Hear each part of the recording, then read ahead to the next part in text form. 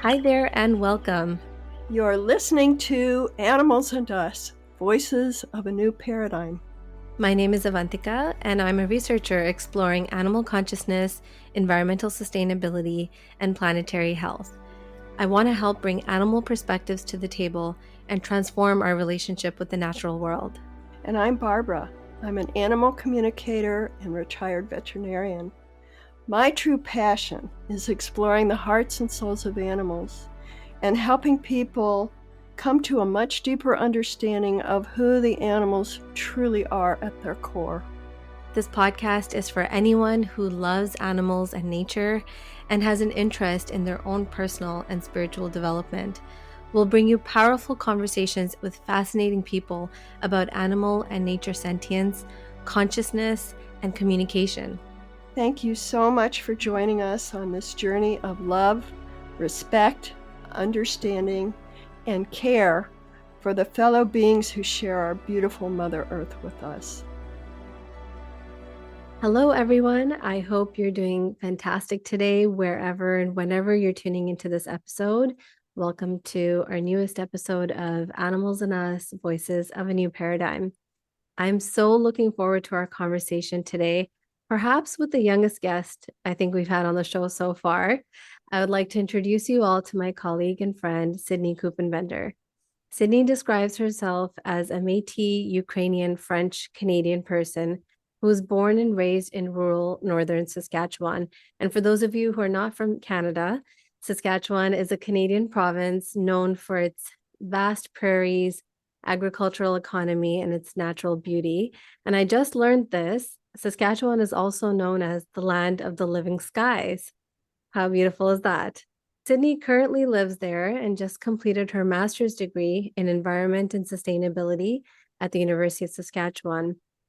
Her vision, which I think is so powerful and so beautiful, her vision for the future of the environment sector is for beings of the land affected by human development projects to be consulted and considered as equitable in the consultation process.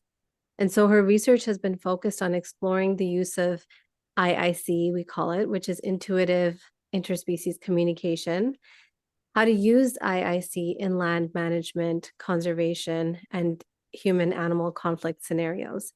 So we're going to unpack some of that today and understand what that all means, what drives her and motivates her, what her research has been all about, what her findings were, and where she's hoping to go from here.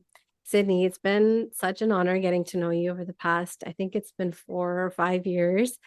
And it was truly so special and such a privilege to be able to tune into your master's thesis defense, which was absolutely brilliant and so inspiring. I really wish it could have been recorded so people could watch it later. There's just so much I could say about you, Sydney, but I think you will probably say it the best. So let's get started and learn more about you and your journey. Welcome to the show.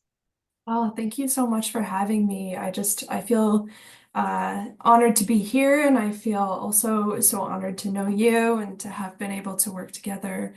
And yeah, to have shared a lot of our journey, shared journeys in this work over the last 4 years, and it's so exciting. Yeah, it'll be exciting to see how our journeys continue as we move into new paths. And yeah, thank you so much for having me. Yeah, you're welcome.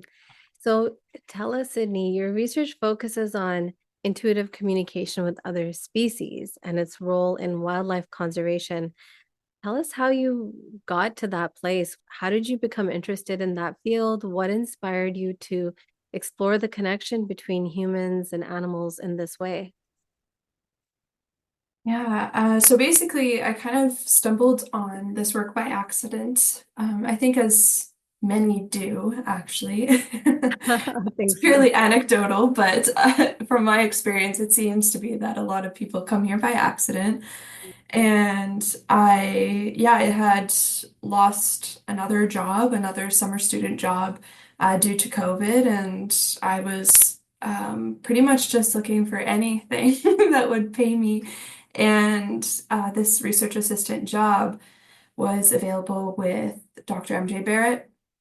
And I, of course, read the job description and was intrigued by the work and the research that she was doing. And upon, I guess, our first conversation together, I think a lot of people might feel when first being introduced to IIC, they might feel some discomfort or, that feeling of it pushing your paradigm and pushing, yeah, just kind of it challenges what you think that you know or knew about the world around you. And but for me, I kind of just felt a sense of, yep, that makes sense. Like it just, I think all of me just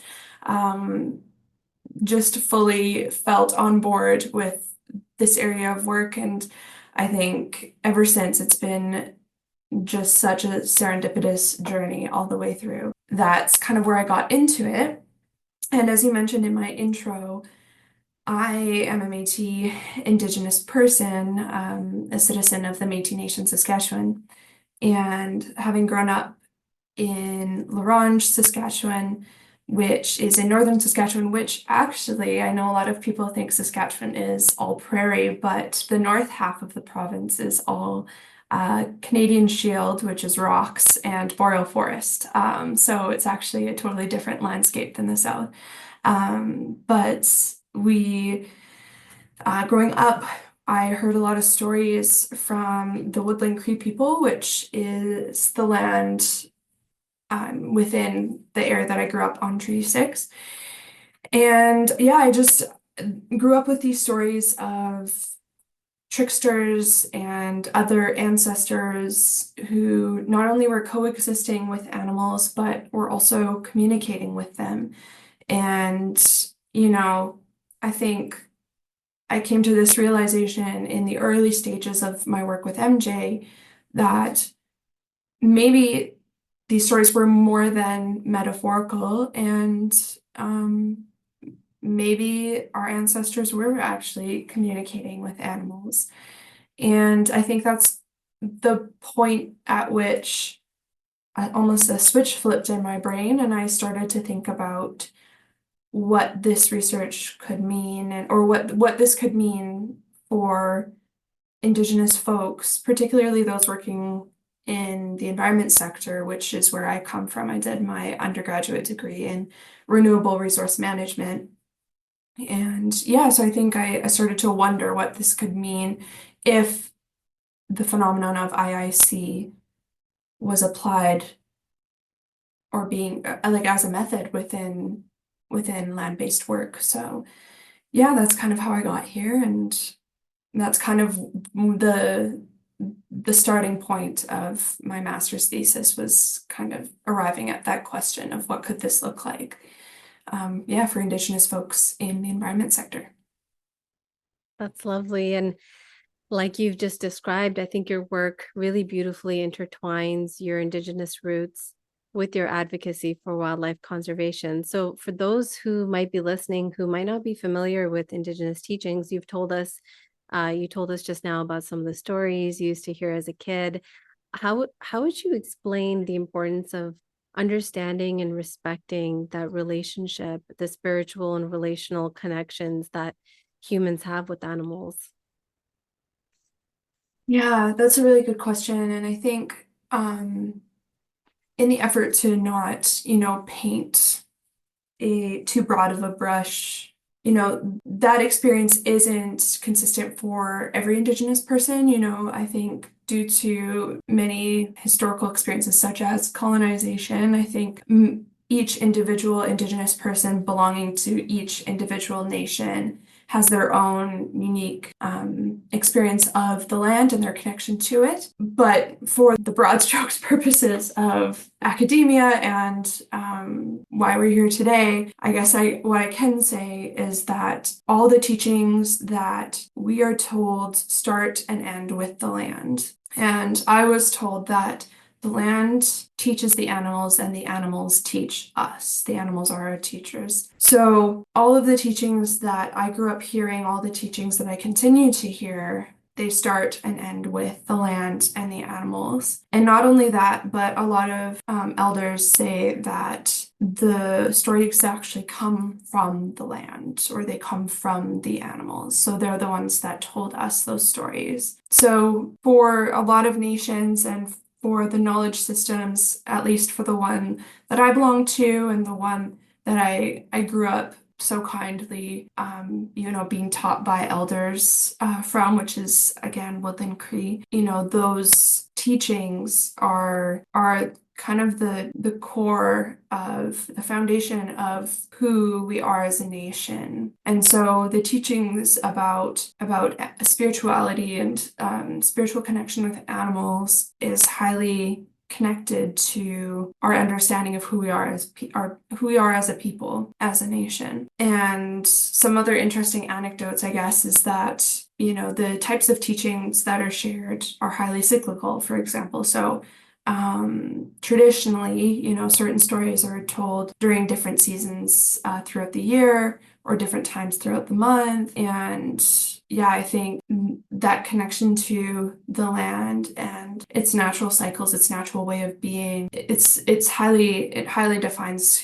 who we are as a nation, and who we are as a people, and how we walk the earth, I suppose. And again, I know this is highly generalizing, so I can only speak for myself, but I think, again, as I have grown up and my perspective on these teachings has shifted somewhat, I think I've come to appreciate so much more of how these teachings not only just guide my work and my relationship with the land, but even just how I exist on a day-to-day basis. So yeah, and I think some other people would say the same. That was really beautiful. Thank you so much for sharing that. I imagine, I'm just thinking, like you used the word serendipity. It must have been really interesting landing in this conversation with MJ, talking about this really interesting topic that I think it sounds like created this intersection of two worlds for you, perhaps, or that's what evolved after that, with your research. So for your master's, you had talked about how you used case studies for your thesis. So you analyzed, you worked closely with 3 animal communicators and their stories. An example, I think, perhaps, of a time that they worked with a specific animal or animals. Can you tell us like any stories or any specific examples that come to mind when you were doing the case studies, in how animal communicators got involved or were invited into a situation to communicate with wildlife? Yeah, I mean, absolutely. I mean, that's what the entire cases are. And so I guess I probably can't share all of them. But I will share one that's kind of the most concrete in terms of the story. It's got a beginning, middle, end, very nice and clean. So I guess in this one particular case, the animal communicator was called in to help some decision making with regards to a animal transfer. So in the continent of Africa, and I guess within specifically in Malawi, in this case, in the country of Malawi, there was an elephant, or like a reserve, I guess. There was a reserve, a nature reserve, and they were wanting to transfer 18 elephants from one reserve to another. But elephants are highly social as well as matriarchal, and they were trying to find a way to, divide this herd of 56 into 2 without, with doing as little traumatizing as possible, because I think they acknowledged that it was going to be traumatic for the elephants, but they wanted to try and minimize the degree of trauma that these elephants would experience. And they couldn't agree. The reserve staff couldn't agree on, or couldn't settle on which 18 to select. And so they brought in the AC, the animal communicator, to help them, I guess, ask the elephants directly what they would want and what they thought should happen. And so yeah, basically the AC stepped in and reached out directly to the matriarch of the herd and informed her of the situation, let her know that this was happening, unfortunately, whether they liked it or not, but that the humans wanted to know whether the elephants had a preference or suggestions or requests on who would be relocated. And also they wanted to know whether she, the matriarch, wanted to be relocated or not. I guess that was one of the main debates was, do they relocate the matriarch, who is kind of an experienced leader, but who was older, or do they relocate another female to kind of take on that role of matriarch? And the matriarch of the herd was actually able to identify her daughter, who was kind of being trained as, I think she called it the sub-matriarch, to take on the responsibility of matriarch in this new herd that would be relocating, and then also identified 17 others that would go with her. And then on top of that, they also, the reserve staff wanted to give the elephants some direction on what they needed to know on capture day. And I guess I didn't know this, so for those of you that don't know, the process of capturing these enormous animals and relocating them is extremely stressful and chaotic, and in itself can cause, physical harm and death in some cases. And I guess, yeah, in the effort to try and prevent that from happening, the animal communicator conveyed in as much detail as she possibly could what the elephants could expect on capture day, and she gave some direction to both the matriarch and the sub-matriarch in how to behave, because I guess one of the complexities was that while, the reserve staff knew which 18 elephants wanted to be relocated, some of the other humans that were going to be coming in on capture day to capture these elephants, they didn't know, and so they were just going to be darting, shooting tranquilizer darts at the first 18 that they could capture. And so with that added complexity into the case, then the AC gave them explicit instructions in how to kind of demonstrate very, very visually and very physically how, like, which of them, or which of the 18 were going to be relocating and which weren't. And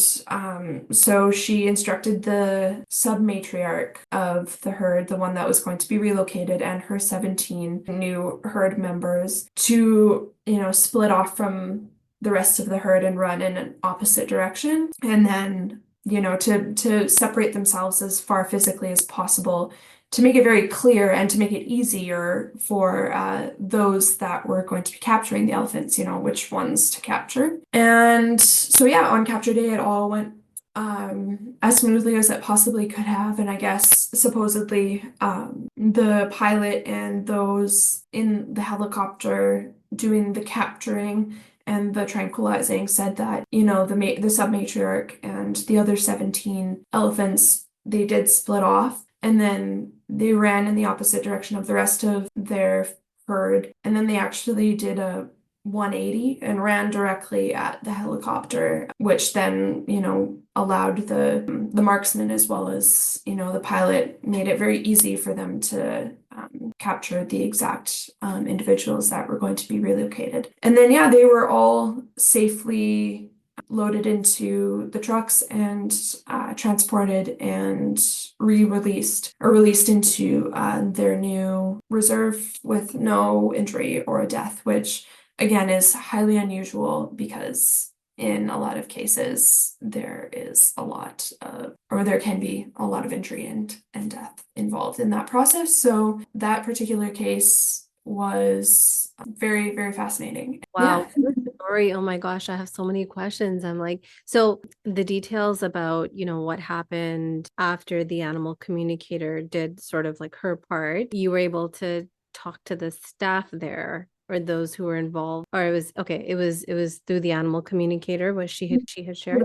That was the unfortunate part of that particular case, is that there was a degree of anonymity involved in those that were reserve staff. And so, yeah, I wasn't able to speak to any of the reserve staff, which is unfortunate. I think that, the complexity of IIC being a somewhat still taboo area for scientists to be dabbling in, especially, several years ago, which is when this case happened. I think it would be a lot less taboo now. But yeah, like in this time period when this case happened several years ago, it was a lot more taboo. So, yeah, they maintained anonymity and wanted to maintain anonymity. So yeah, unfortunately, I was not able to speak with the reserve staff in that particular case. But I was in the other two with the other humans involved. Sydney, can you speak a little bit about that? I've had a few conversations in the past as well with people explaining that, animal communicators are invited or asked to come in and help in various situations, scenarios that I've personally heard of. But there is this level of anonymity that these organizations and their staff members need to maintain, which is why perhaps that practice is not, or even the possibility of that practice is not spoken about that widely. Could you just speak a little bit about why that might be the case and the complexities of that kind of situation and studying it, or recording it or publicizing it? Yeah, absolutely. I think as it is with any area of research that is highly qualitative and highly intangible, right? So we still don't understand what is happening when an animal communicator connects with an animal, right? Like I think the quote unquote science behind it is still unclear. And so I think people are uncomfortable with things that they don't understand, or with things that they themselves haven't experienced. And I think in the case of animal communication or intuitive interspecies communication, people are often uncomfortable with this concept of that ability or that phenomenon of being able to connect with animals, because it's often been or historically been painted as, something like, mythological, really, right? Or like some kind of superpower that, telepathy that is, scientifically impossible, but fun to imagine and, speculate about. And I think, yeah, that's because a lot of people haven't experienced it, right? And so they don't fully understand what it is that's happening. So it makes them uncomfortable. And I think there's a long history of this happening in science and in academia, in a lot of other areas as well, we could really dive in real deep here, but I think the first thing that comes to mind is, mental health care for people who identify as women. I think historically, science was conducted primarily by men for men. And so, mental health care as well as just healthcare more generally for women was deemed unnecessary or not done properly. To this day, that prevails in a lot of areas, So I think it has a lot to do with who's doing the decision making and who's making the decisions, who is giving a platform and a space for people to speak, and who is funding the projects that are being pushed out into academia. And yeah, I think that's changing. It's changing now, and it's for the better. And that's not just for IIC, that's academia more broadly. But yeah, I think it's hard for a lot of folks to shed a lot of preconceived notions, or, even just our paradigms and our understanding of the world around us.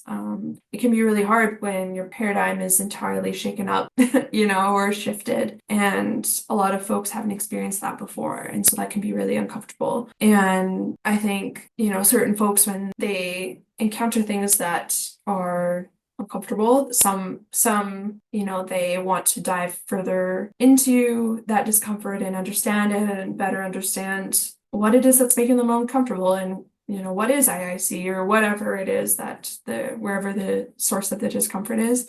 And then the other reaction, which is also entirely valid, is, to pull away and not want to explore it. In the case of IIC and, this field of research, the constant, knee-jerk reaction to just pull away and not explore further is to the detriment of a ton of folks. Like, I think there's a lot of people who are, losing out because of their hesitancy to dig further and kind of further understand IIC. But all that to circle back and say that, I think it's shifting now, and we're kind of shifting to a point where exploring different ways of knowing is becoming more common. And I think people now are even seeking out these different ways of knowing in a way that they weren't so much before. So yeah, it's an exciting time. It's an exciting time to be in academia. And I think the comfort level with, being playful and being adventurous is not so deeply discouraged anymore. I think a lot of what you spoke about makes me think about the paradigms that are shifting. These folks who reached out to the animal communicator to come in and help shows that they do believe that the animals have preferences, they have needs, and that they can communicate those. So I think that's a big step in saying that these animals are intelligent, they know what they need, they can tell us what they need from us. And then the other layer of that is then the power dynamics that can come into play. And I always think of this question, like, if we ask them, then we'll have to listen. So if we're going to get the input from these animals and they share with us what they need, and they may have answers that we don't have, then are we going to listen? Are we going to respect what we receive from them? So yeah, like you said, I too agree. Like, I hope that people can, as time goes on, give that more thought. They can be open to that. And I feel, though it's unfortunate that an example like this can't be publicized widely for a variety of reasons, which I understand and respect, I also do hope that the time comes in the next 5 to 10 years, maybe sooner, hopefully, where we can talk about these things. But I understand that there's many layers of things happening. You mentioned that they're missing out. Folks don't do this, that they're missing out. And they're missing out, I think, for themselves and for the animals that they are trying to do the best thing for. So on that note, can you tell us a little bit about what the key takeaways were from your research and what you're hoping that people can learn from that? And maybe specifically conservationists and environmentalists, but also just the wider audience. One of the themes, like during my reflexive thematic analysis process, one of the themes that came out was that despite animals not having been interviewed for my research, the animals still displayed really clear roles that they had throughout each of the cases as well. So yeah, tell us about those. Yeah. So I mean, basically the summary is that animals were acting as agents in issues that affected them. Which can you tell us, like, we use this word in, I think, academic spaces a lot, like animal agency and agents, but maybe like unpack that just a little bit. Yeah. So I mean, there's a whole body of literature around animal agency, and I mean, I do unpack that a little again in my thesis work. But yeah, I think animal agency refers broadly to their ability to self-determine or to have sentience or to have like the ability to think for themselves and decide for themselves and make decisions for themselves and like guide their own lives or guide decision making. So I mean, I think that on its own for a lot of scholars would be like kind of groundbreaking. Like that would be hard for them to wrap their heads around. But on top of that, there was actually 2 different levels of engagement that the animals had within the cases. So the first level of engagement was usually in response to the animal communicator informing them of like the circumstances related to the cases. And then they would be given the opportunity to either accept or refuse the intervention or whatever the humans wanted the desired outcome to be. So basically, it was just a yes or no kind of question. But then there was a second level of engagement, and this level might involve the animal answering a question or compromising or analyzing the situation to provide an alternative solution. So there were multiple times where, like in the elephant case, for example, where the reserve staff asked if like the matriarch wanted to relocate, and she was like, no, sorry. However, my daughter will relocate in my place. She has been trained for this. This is what she would be good for this job.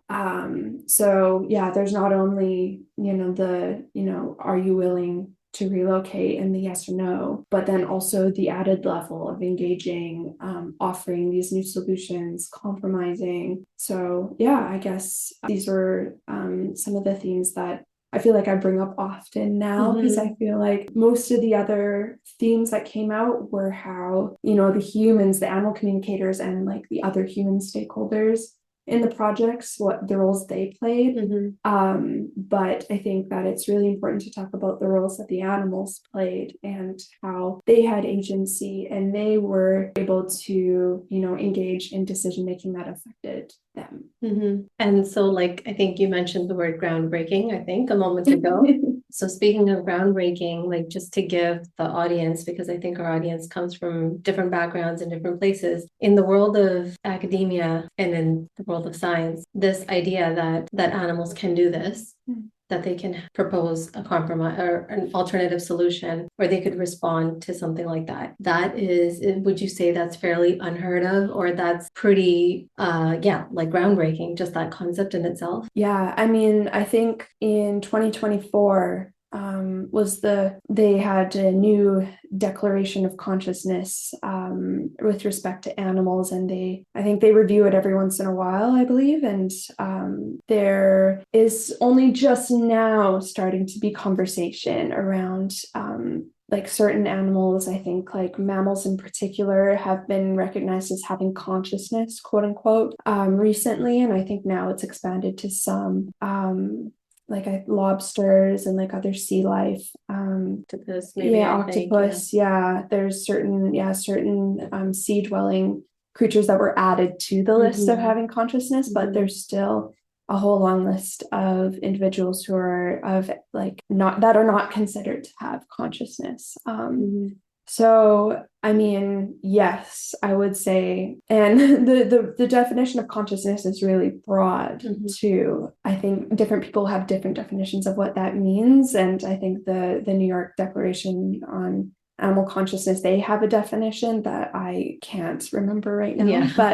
But I think regardless, I wouldn't think that the definition of consciousness that they use doesn't include animal ability to, particularly that second level of engagement, the compromising, analyzing a situation, providing alternative solutions, answering questions, like especially on the level that we are talking about.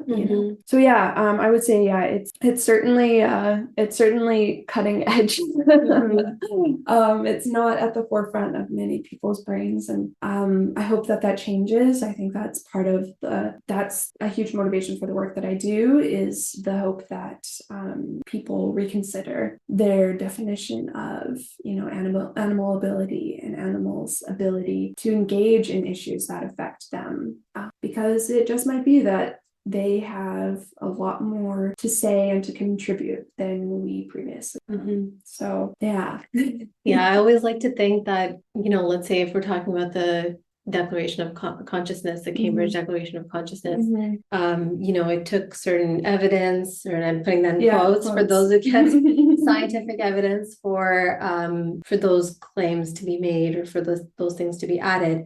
But the truth is that before that happened, those animals still have consciousness. It's just that our understanding of these things is slowly growing. So, I find myself whenever I'm in these conversations with people who are the naysayers, the non-believers, I think it's really important in research and the work that we do to like keep a very open mind, because there's so much out there that we just don't know.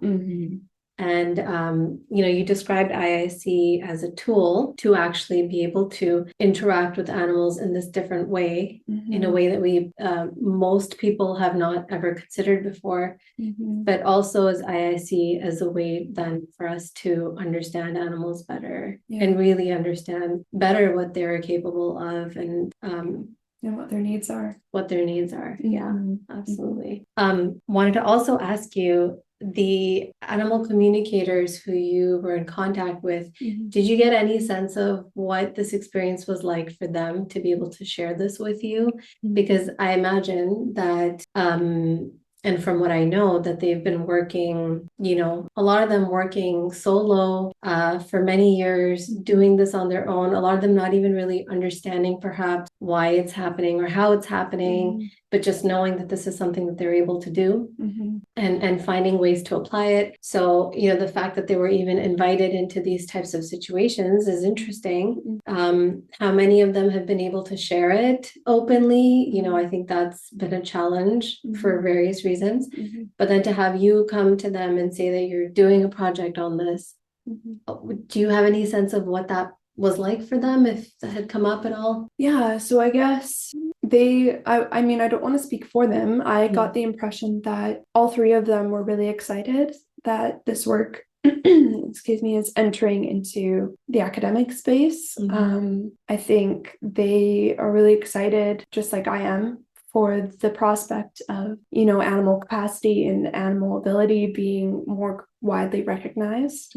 I think that their ability to share about their engagement in this research is limited largely to the desires of the other humans that were involved in the project. So in two of the cases, the communicators were very much able to share widely about their work and their work with me. And I don't think that they really had any issues. In particular, they both have shared openly in various capacities. But one of them hasn't, and I believe I know that's because the concerns that we have for the well-being of not the well-being, but just the desire for anonymity from the reserve staff at the first reserve that called the animal communicator in to begin with. They didn't want to be identified, and I think that was because it wasn't exactly public knowledge that they were inviting an animal communicator in, and so they didn't want anyone to know. And so of course, like, details for all three cases have been changed, certain details, in order for the anonymity of everyone to be maintained. But I think that particular case, the concern was, there's great concern about, I think, just, the reserve staff not wanting, public knowledge that they're engaging with animal communication. And I think that's because of the somewhat taboo nature of animal communication, that, it continues to be considered as like a pseudoscience or something that, you shouldn't engage with, that risk of losing credibility, unfortunately. So I hope that answers your question. No, absolutely. And I do certainly hope that starts changing and shifting over time. It's interesting that that it even happened in the first place, and I'm so curious about that process, how they even that decision-making process of how they made that choice to reach out to an animal communicator. So on the other end of the taboo nature of this topic and it being seen as a pseudoscience, and this desire to kind of like keep arm's length, like keep a distance from it, let's turn our attention now to the opposite end of that spectrum, which is the biodiversity conference that happened last year, where you were actually able to go and present your work. And IIC was like very openly discussed in this very public forum. The World Biodiversity Forum was a really unique opportunity where one of the people on the planning committee, who is a professor, she also researches IIC. So this was an exceptionally safe space, as well as an incredibly large audience and widespread space. One also mentioned that it was a global space as well. Sorry. Yeah, exactly. And so, yeah, it was an incredibly unique opportunity to present my research in a space that I wasn't the only one presenting on IIC, which has often been the case. And so myself and MJ's PhD student, Victoria Hinds, and I think MJ as well actually sent in an abstract. We all sent in abstracts, which for those of you that are not in academia, that's like kind of the way to apply, I guess, to present at an academic conference of any kind, an academic gathering, is, sending in your abstract of the research that you're doing, just a little summary to say, what it is that you're researching and why it's important and why it's relevant. And yeah, I guess we were very lucky that Dr. Lynn Shannon was on the planning committee, and one of the keynote speakers is an animal communicator. And yeah, it was just such an incredibly unique opportunity that MJ not only found for us, but also encouraged us to apply and attend, and made it possible for us to do so. So yeah, an incredible amount of gratitude for that, for sure. And yeah, the experience itself was just phenomenal. I think it was hosted in Davos, Switzerland, which is where the World Economic Forum meets. So, the UN facility, it was kind of fancy schmancy, it was like a little bit fancier than I am used to for conference spaces. And yeah, it was pretty much any country you can think of, any research area that you can think of that falls into the very broad discipline of biodiversity. There was so many people, and yeah, just an incredible audience. And do you want me to say anything more about it? Did you present, and how was it received? Yeah, so I guess the way that they set it up was really quite smart. So they had, on the final day, the final keynote was Winter Worsthorn, which she is, again, an animal communicator. And right after her keynote was the session where myself and Victoria, and then two other academics researching IIC were presenting as well. Dr. Sarah Abbott, who researches communication with trees, or that was her dissertation anyway, and that's what she presented on. And then Dr. Lynn Shannon, who I also already mentioned, was presenting on a pilot project that she and Winter actually are doing. So the session happened right after Winter's keynote, which was incredibly well attended for it being the final day. Often people leave on the final day of a big conference like that. And so yeah, despite it being the final day of the conference, it was incredibly well attended and incredibly well received.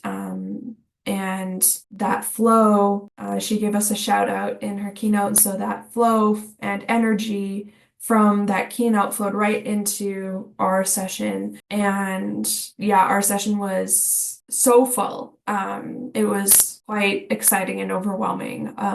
And yeah, it was just such a positive space and a positive atmosphere. And I think I was weirdly, even though it was, such a wide audience in a somewhat intimidating space, I think I felt probably the most at ease that I had ever felt presenting in an academic conference. So that was a really, really great feeling as well, to feel that ease. So yeah, and yeah, I just think the audience that was there were engaged and had a lot of really good questions for everybody, and stayed afterwards to chat with us and to ask us more questions, and to ask for our contact info. And yeah, I think there was one professor who was asking for our recommendations on like reading to add to his syllabus for the following year on IIC. And Victoria and I actually got like a contract job as a result. We had one of the other people who had attended our session reach out in the like late fall and asked us to present our research to her class and another class virtually at the University of New Mexico. So yeah, it was just, such a wonderful opportunity that just kind of led to more opportunity. And it was such a wonderful, wonderful space to be a part of. And yeah, I just feel immense gratitude. That sounds amazing. And tell us, as you move forward now in your career, what are your hopes for the future with this work? Yeah, I think more than anything, I would love, even just as a first step, for people to consider that animals, could engage with us and might actually have their own opinions and could express their opinions and engage in decision making and problem solving with us. And that they are sentient and that they do have agency and all of those kinds of things. That to me, that would be such a wonderful first step for a lot of people to at least acknowledge that possibility. But more, if we're dreaming bigger, and if we're talking more broadly, I would say my vision for this work is for, in folks to be engaging animals, in their decision making, not just acknowledging that it's possible, but actively engaging with them. And the from beginning to end too. And I think that that's really important, is that not bringing animals in in the middle when we get stuck in a project. More so bring them in at the beginning. This is whatever, if you're approaching them and saying this is a possibility, and this project is a possibility, we want to, I don't know, whatever, put in a hydro dam. What are your thoughts on this, right? Like consulting just as if you were consulting with any other community members, because they are our community members and they're our neighbors, they're our kin, and they deserve to be engaged with just the same as our human neighbors do. So I would say that's my larger vision, my hope and my dream for conservation and for human wildlife coexistence work. Because I mean, like you said, now I'm kind of out in this world and outside of my master's and having to think more broadly. And I'll continue to advocate for this work and to advocate for people to engage with animals. But ultimately, if people aren't listening, then I'm just talking to a wall. So we need other people to listen and to, take meaningful steps in order to, do that work and to engage more broadly with our animal and our land kin. So yeah, anyways, I'll stop there. Yeah, well, I think you and I and Barbara, I can speak on her behalf. She's not here today, but we share the same vision, and definitely within conservation efforts, but even of course beyond that. So yes, and people will listen. It's happening. I think it'll happen. And I think I personally believe so much of it, I think, will happen as change happens on an individual level. And I think if we can engage people in the conversation on a one-on-one level, and I think that's really powerful. I think that it's not necessarily going to come from a top-down approach where a government or big entity of some sort will say like, this is what we're all going to do. but I think it will be the individual person who comes on board or finds value or is willing to try, is curious, is interested in this work. And I think also an important part of it, we've learned, Sydney, you and I, from the work that we've been involved with, is that there is an experiential component as well. So if people are open to trying it themselves, or even being open that if they've had an experience like this before, that it was valid. There is validity to it. There is truth there. There's something happening there. That's another way that I think people will start paying attention. I feel like we're moving in that direction where even if it's not necessarily with animals and communicating or connecting deeply with the natural world, that people are trying to tune in more and develop and hone their intuitive skills. So my hope is that whatever roles people are playing who are doing that kind of work in whatever careers they have, or even forget about their professional roles, but even in their own lives, that they're able to show up and bring this with them into, whatever walks of life they're going into. So Sydney, as we wrap things up today, thank you so much for sharing so much wonderful stuff with us. As we wrap up, is there anything else you want to share? Anything we missed or anything you'd like to share with the audience? Yeah, I think if you're interested in this work and if you're curious on or about how this might look on the ground, I encourage you to explore Elder Copperjack's work with what he calls his land and people's relationship model. I think a lot of folks kind of their follow-up question when they're intrigued by my research is, how would this look in practice? And Elder Copperjack is really doing that work on the ground presently. And yeah, I think a lot of your listeners might be interested to check out his ongoing work with this model. So you can find him at respectcareshare.ca. And yeah, his website gives a lot of good detail on what the model is and what it's been used and what it's being used to do currently in different projects across Northern Saskatchewan, or not Northern Saskatchewan, sorry, Northern Canada, as well as within Alaska. And it's also starting to make its way down into kind of the more inland provinces like Calgary in Alberta and Regina in Saskatchewan. So yeah, it's growing and people are responding really deeply to his work. So yeah, I think that's my message to you. If you're wondering what's next. Thank you so much. I was thinking, a few minutes ago, I was like, we didn't get to talk about Copperjack's work at all. And maybe that's a conversation for another day, but I'm so glad you mentioned it. And for those of you who are listening, if you are curious about that or wondering what we're speaking about, definitely check out the website that Sydney shared. I'll make sure that link is in the description for the episode.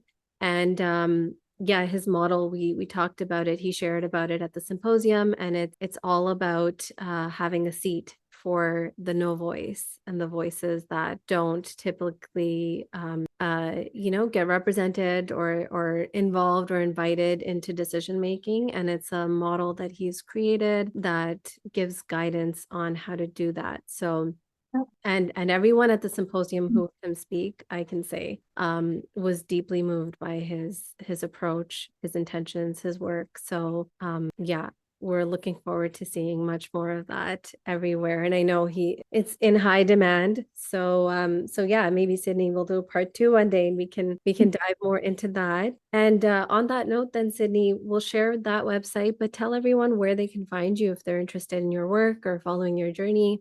Absolutely. Well, I guess I am still trying to get my feet on the ground post-master's, but you can find my website at sydneykuppenbender.ca, and I am going to keep that as updated as possible, and will include, any published papers that are hopefully coming in the foreseeable future. And you can also find me at LinkedIn, also, Sydney Kuppenbender. So, yeah, and actually, if you want to reach or see me on Instagram as well, I guess I don't talk so much about my work there. But yeah, if you're interested in, I guess, my life more broadly, then you can see me at Boreal Isquio there on Instagram. So yeah. We'll share all those links so people know exactly where to find you. Awesome. Sydney, thanks so much for having this conversation with us. Just going back to like right where we started, I think I really admire you for studying what you did, and I think it speaks to, how wonderful it can be, the world of academia can be when we are able to spend time researching things and exploring things that interest us and inspire us. And I think sometimes we have to look no further than what's already in us, what we value, things that we love, and things that we're curious about. I know for myself, just like you said, you weren't necessarily planning on this same story, but it's actually quite wonderful. I feel like I was searching for so long, and then when I stopped searching and just kind of like let what I love guide me, and what interests me guide me, I think wonderful things happened after that. So thank you for that, and I hope anyone who's listening who is either interested themselves or maybe knows someone who's interested in maybe pursuing this research one day or studying this after high school or university or college. Or I hope Sydney and I can encourage you and motivate you to do that, because things are changing, and the space for this work I think is opening up. And we can see just from our conversation today, Sydney, how important this research can be in conservation efforts. And that's probably just the beginning. Like there's so many applications of this work. You shared a story with us about something that was quite high stakes, the example of the relocation of elephants, which can have many detrimental consequences and can be a very complex, challenging, stressful process for everybody involved. How communicating with the animals with the right help and the right mediator can help with that process. So something that's so high stakes, if I think about it, there's so many smaller examples in our day-to-day lives where this can be really useful if we just,